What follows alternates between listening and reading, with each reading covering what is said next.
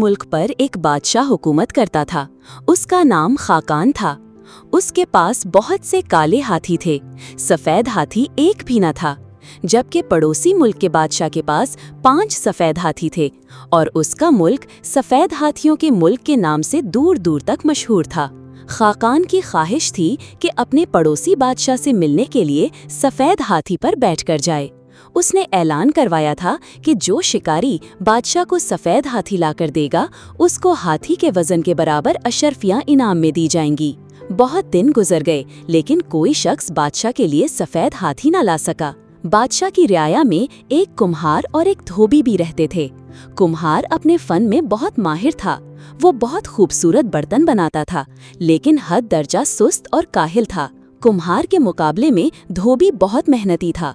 उसकी आमदनी बहुत अच्छी थी। कुम्हार और उसकी बीवी धोबी की आरामदेह जिंदगी से बहुत जलते थे। वो हमेशा उसे नुकसान पहुंचाने की फिक्र में रहते थे। एक दिन कुम्हार बादशाह की खिदमत में हाजिर हुआ और अर्ज किया, जहाँ पना, मेरे पड़ोस में एक धोबी रहता है। वो अपने काम में बहुत माहिर है। वो काले कपड़ों को धोकर दूध की तरह सफ़ेद कर देता है। आलीजा, आप उसे हुक्म दें कि वो आपके काले हाथी को धोकर सफ़ेद कर दे। इस तरह बादशाह सलामत को एक सफ़ेद हाथी मिल जाएगा। बादशाह ने धोबी को बुलाया और कुम्हार के बताए हुए तरीके पर अमल करने के लिए कहा। धोबी समझ गया कि ये सब कुम्हार की चाल है। उसने कहा, बादशाह सलामत, आपका हुक्म सर आंखों पर। बराए मेहरबानी आप मेरे पड़ोसी कुम्हार को हुक्म दें कि मेरे लिए इतना बड़ा टब बना दे जिसमें काले हाथी को धोकर मैं सफ़ेद कर सकूं। ये काम दरिया में नहीं हो सकता। दरिया का पानी गर्म नहीं किया जा सकता। मुझे हाथी को भट्टी में चढ़ाने और उसे सफ़ेद करने के लिए इंतहाई गर्म पानी की ज़रूरत पड़ेगी।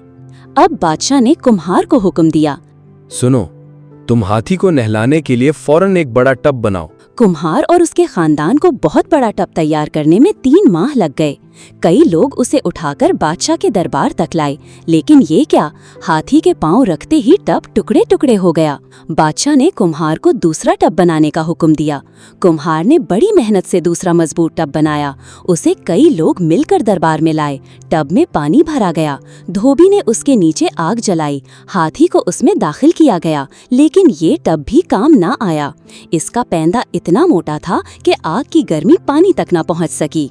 टब बनाने का काम चलता रहा। कुम्हार और उसके खानदान वाले टब बना बनाकर परेशान हो गए।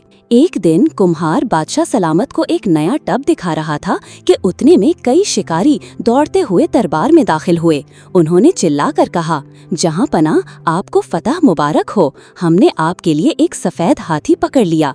अब लोग आपको सफेद हाथी का बादशाह कहेंगे। सफेद हाथी बादशाह सलामत के हुजूर में पेश किया गया। बादशाह खुशी के मारे धोबी, कुम्हार और हाथी को नहलाने वाले टब को भूल गया।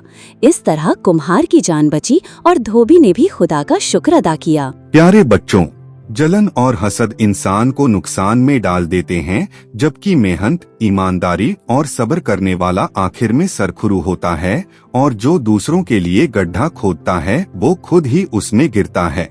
मज़ीद वीडियोस देखने के लिए हमारे चैनल को सब्सक्राइब करें।